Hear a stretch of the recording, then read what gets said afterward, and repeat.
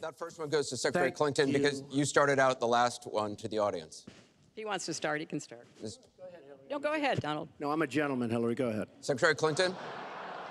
So I want very much to save what works and is good about the Affordable Care Act. But we've got to get costs down. We've got to provide some additional help to small businesses so that they can afford to provide health insurance. But if we repeal it, as Donald has proposed, and start over again, all of those benefits I just mentioned are lost to everybody, not just people who get their health insurance on the exchange. And then we would have to start all over again. Right now, we are at 90% health insurance coverage. That's the highest we've ever been in our country. Their method of fixing it is to go back and ask Congress for more money, more and more money. And we have right now almost $20 trillion in debt. Obamacare will never work. It's very bad health insurance, far too expensive. And not only expensive for the person that has it, unbelievably expensive for our country. It's going to be one of the biggest line items very shortly. We have to repeal it and replace it with something absolutely much less expensive and something that works, where your plan can actually be tailored. Your husband called Obamacare, quote, the craziest thing in the world, saying that small business owners are getting killed as premiums double, coverage is cut in half. Was he mistaken, or was his mistake simply telling the truth? No, I mean, he clarified what he meant, and it's very clear. Look, we are in a situation in our country where if we were to start all over again, we might come up with a different system. But we have an employer-based system. That's where the vast majority of people get their health care. And the Affordable Care Act was meant to try to fill the gap between people who were too poor and couldn't put together any resources to afford health care, namely people on Medicaid. Obviously, Medicare, which is a single-payer system, which takes care of our elderly and does a great job doing it, by the way. And then all the people who were employed, but people who were working but didn't have the money to afford insurance and didn't have anybody, an employer or anybody else, to help them. That was the slot that the Obamacare approach was to take. And like I say, 20 million people now have health insurance. So if we just rip it up and throw it away, what Donald's not telling you is we just turn it back to the insurance companies the way it used to be. And that means the insurance companies get to do pretty much whatever they want. You've said you want to end Obamacare. You've said you want to end Obamacare. You've also said you want to make coverage accessible for people with pre-existing conditions. How do you force insurance companies to do that if you're no longer mandating that every American get insurance? You're going to have plans. What does that mean? Well, I'll tell you what it means. You're going to have plans that are so good because we're going to have so much competition in the insurance industry once we break out the lines and allow the competition to come. Are you going to have a mandate that Americans have to have health insurance? Where your plan can actually be tailored. That gives the insurance companies essentially monopolies. Obamacare is a total disaster. You have to be able to state what the problem is, or at least say the name. She won't say the name, and President Obama won't say the name. And it was almost gone until just very toward the end of the passage of Obamacare. She calls our people deplorable, a large group, and irredeemable. I will be a president for all of our people. So I have a deep devotion, to use your absolutely correct word, to making sure that every American feels like he or she has a place in our country. And I think when you look at the letters that I get, a lot of people are worried that maybe they wouldn't have a place in Donald Trump's America. Within hours, I said that I was sorry about the way I talked about that, because my argument is not with his supporters. It's with him and with the hateful and divisive campaign that he has run, and the inciting of violence at his rallies, and the very brutal kinds of comments about not just women, but all Americans, all kinds of Americans. And what he has said about African Americans and Latinos, about Muslims, about POWs, about immigrants, about people with disabilities, he's never apologized for. And so I do think that a lot of the tone and tenor that he has said. I'm proud of the campaign that Bernie Sanders and I ran. We ran a campaign based on issues, not insults, and he is supporting me 100%. Thank you. Because we talked about what we wanted to do. We might have had some differences, and we had a lot of debates. Thank you, Secretary. But we believed that we could make the country better, and I was proud of that. I'm going to give you a minute, 20 seconds. We have a divided nation. We have a very divided nation. You look at Charlotte, you look at Baltimore, you look at the violence that's taking place in the inner cities, Chicago. You take a look at Washington, D.C. We have an increase in murder within our cities, the biggest in 45 years. We have a divided nation because people like her, and believe me, she has tremendous hate in her heart. And when she said deplorables, she meant it.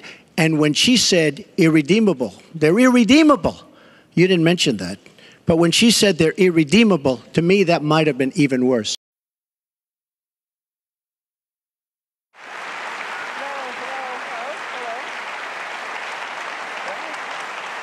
You bragged that you have sexually assaulted women.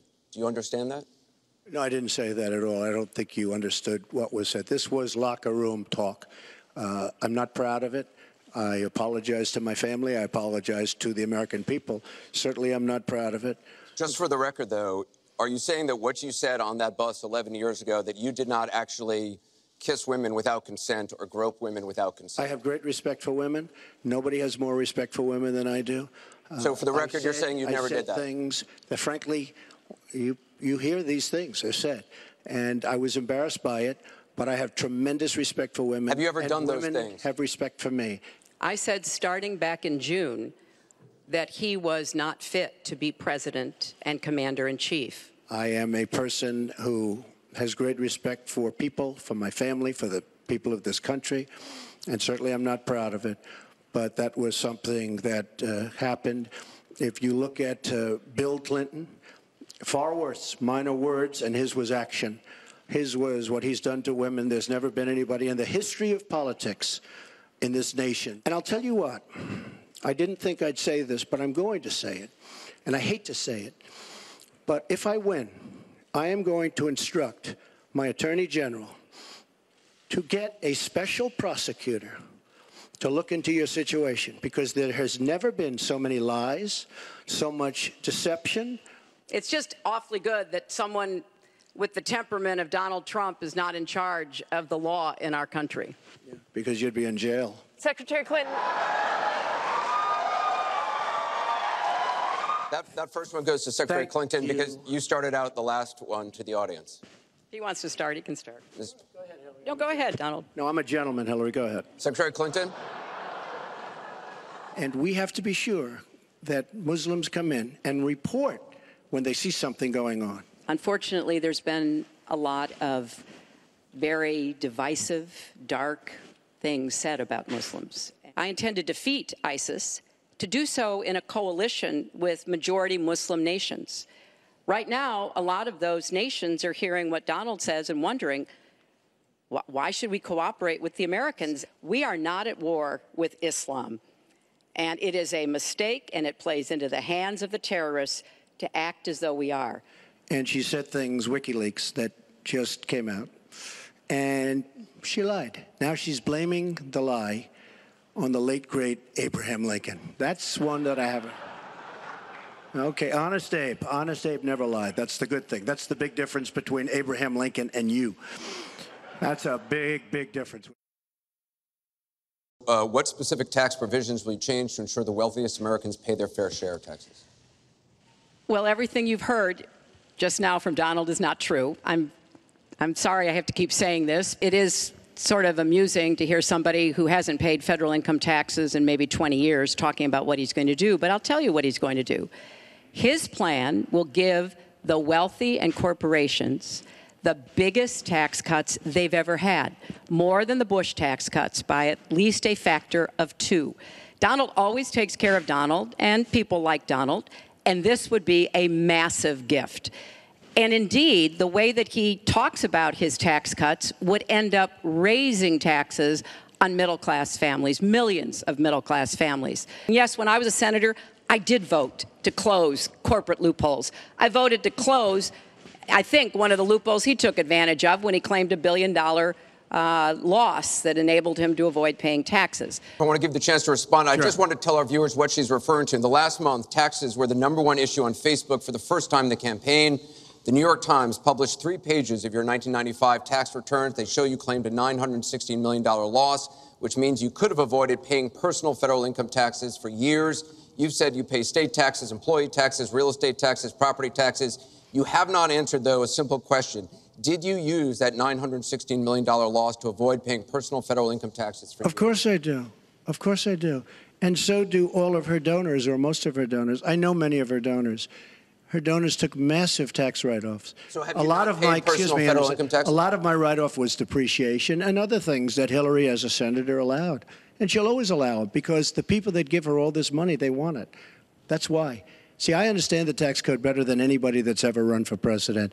Hillary Clinton, and it's extremely complex, Hillary Clinton has friends that want all of these provisions, including they want the carried interest provision, which is very important to Wall Street people. Well, I certainly will, because I think that's a very fair and important question. Look, I respect his children. His children are incredibly able and devoted, and I think that says a lot about Donald. I will say this about Hillary. She doesn't quit. She doesn't give up. I respect that. I tell it like it is. Well, I certainly will, because I think that's a very fair and important question. Look, I respect his children. His children are incredibly able and devoted, and I think that says a lot about Donald. I will say this about Hillary. She doesn't quit. She doesn't give up. I respect that. I tell it like it is. Unlike the Bernie Sanders race, where you won, but not fair and square, in my opinion. And all you have to do is take a look at WikiLeaks and just see what they said about Bernie Sanders and see what Deborah Wasserman Schultz had in mind, because Bernie Sanders, between superdelegates and Deborah Wasserman Schultz, he never had a chance. And I was so surprised to see him sign on with the devil. And I'll tell you what, I didn't think I'd say this, but I'm going to say it. And I hate to say it, but if I win, I am going to instruct my Attorney General to get a special prosecutor to look into your situation, because there has never been so many lies, so much deception. There has never been anything like it. And we're going to have a special prosecutor. I didn't think I'd say this, but I'm going to say it. And I hate to say it. But if I win, I am going to instruct my Attorney General to get a special prosecutor to look into your situation, because there has never been so many lies, so much deception. There has never been anything like it. And we're going to have a special prosecutor. When I speak, I go out and speak. The people of this country are furious. In my opinion, the people that have been long-term workers at the FBI are furious. There has never been anything like this, where emails and you get a subpoena, and after getting the subpoena, you delete 33,000 emails. And then you acid wash them, or bleach them, as you would say, a very expensive process. So we're going to get a special prosecutor, and we're going to look into it, because you know what? People have been, their lives have been destroyed for doing 1/5 of what you've done. And it's a disgrace. And honestly, you ought to be ashamed of yourself. Secretary Clinton, I want to follow up on that. I'm going to let you talk about emails. Because everything he just said is absolutely false, but I'm not surprised. Really? In the first debate, and the audience needs to calm down here. I told people that it would be impossible to be fact-checking Donald all the time. I'd never get to talk about anything I want to do and how we're going to really make lives better for people. So once again, go to HillaryClinton.com. We have literally Trump. You can fact check him in real time. Last time at the first debate, we had millions of people fact-checking, so I expect we'll have millions more fact-checking, because, you know, it's just awfully good that someone with the temperament of Donald Trump is not in charge of the law in our country. Yeah, because you'd be in jail. Secretary Clinton. That was a mistake. and I take responsibility for using a personal email account. Obviously, if I were to do it over again, I would not. I'm not making any excuses.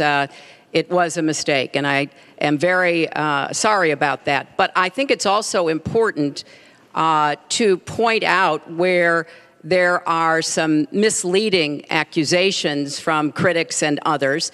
After a year-long investigation, there is no evidence that anyone hacked the server I was using, and there is no evidence that anyone can point to at all, anyone who says otherwise has no basis, that any classified material ended up in the wrong hands. But for you to say that there was nothing wrong with you deleting 39,000 emails, again, you should be ashamed of yourself, what you did. And this is after getting a subpoena. It's just not true, and so please go. You didn't delete them? Allow her to respond, please. Personal emails, not official. 33,000? Yeah, right. Well, we turned over 35,000, so it was. What about the other 15,000? Please allow her to respond. She didn't talk while you talked. Yes, that's true. I didn't. Because you have I didn't nothing in to the say. first debate, and I'm going to try not to in this debate, because I'd like to get to the questions that the people have brought here tonight to talk to us about. And get off this question. Okay, Donald, I know you're into big diversion tonight, anything to avoid talking about your campaign and the way it's exploding and the way Republicans are leaving you. But let's at least focus on some of the issues that people care about tonight. Let's get to their questions. We have a question.